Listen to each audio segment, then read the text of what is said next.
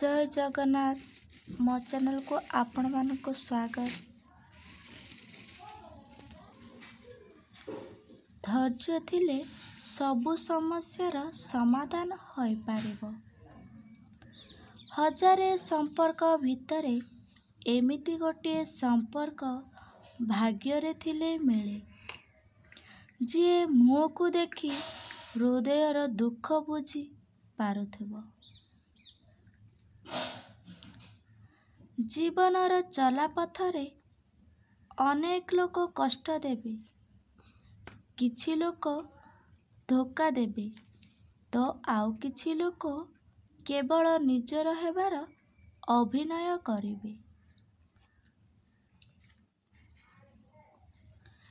ए सबु को अणदेखा करी जीवनर रास्तारे आग को माड़ी चाल, देखिबो दिन आसीबो निंदा करुथबा मनुष्य भी तुमर गुणगान करी चालिबो।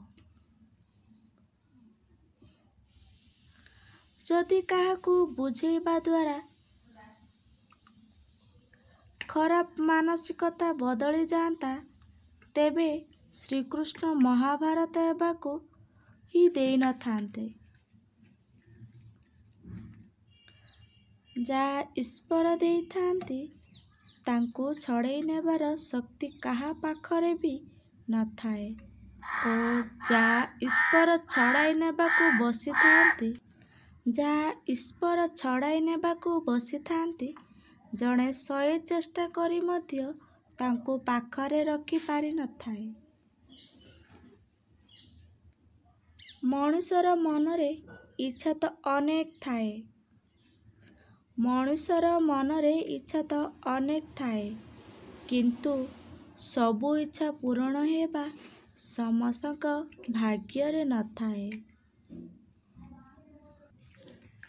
संपर्क सेई लोक सहित घनिष्ठ होइथाए जा सहित पूर्व जन्मरे किछि संपर्क थाए, नहेले ए विशाल संसार भितरे किए काहाकू काहीं बा जानिबो। मनुष्य भितरे धैर्य थिले सबु समस्यार समाधान होई पारिबो। जड़े प्रश्न पचारिला, धैर्य द्वारा कौन चालुणीर पानी रखी पारिबो? एया कौन संभव?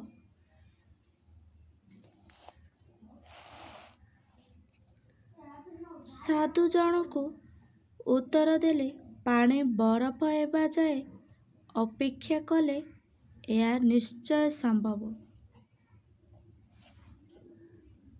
किछि नुआ पाइबा आशारे सेमानकू हरई दियो नहीं, जेउ माने आरंभरू तुमर। अमनिष चिन्हिबार सहज उपाय, जेउ मनिष बापा मांकर नुहे से कहार नुहे। निजर शक्ति सहित लड़, अन्यर दुर्बलता सहित नुहे, काईकि ना प्रकृत सफलता निज प्रयास रे मिली थाए, अन्यर हारिबारे नुहे। जेबे मनिष को प्रेम रे धोखा मिले, तेबे से मनिष सबु किछि शिखी जाई थाए, जहा से तार पूरा जीवन रे भी शिखी पारि न थाए। हसीबारे आरंभ आउ कांदिबार शेष, एया सेई जिनिष होई थाए जहा को लोके प्रेम कही थांती।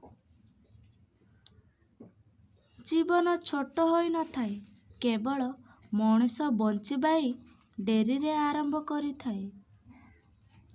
सेई संपर्क बहुत शक्तिशाली होई थाए, जहा को हरैबार भय उभय पटरु थाए। बंचिला बेले जेउ लोक माने साहाज्यर हाथ टिके बढ़ाती नहीं, मरीगला परे सेई लोक माने कांद देबाकू चली आसंती। ତାହେଲେ ଭାବନ୍ତୁ ଜୀବନ ସୁନ୍ଦର ନା ମୃତ୍ୟୁ? ନିଜର ଦୁଃଖ କେବଳ ଭଗବାନଙ୍କୁ ଜଣାନ୍ତୁ, ଦୁନିଆର ଲୋକଙ୍କୁ ନୁହେଁ। କାହିଁକି ନା ଦୁନିଆରେ ପ୍ରାୟ ସମସ୍ତେ ଦୁର୍ବଳତାର ଫାଇଦା ଉଠାନ୍ତି। ଦୁନିଆରେ ସବୁ ସମ୍ଭବ, କେବଳ ନିଜ ମନ ଭିତରୁ ସେ ଚେଷ୍ଟା ଆସିବା ଦରକାର। ଏମିତି ଚେଷ୍ଟା ଯାହାର କୌଣସି ଶବ୍ଦ ନଥିବ।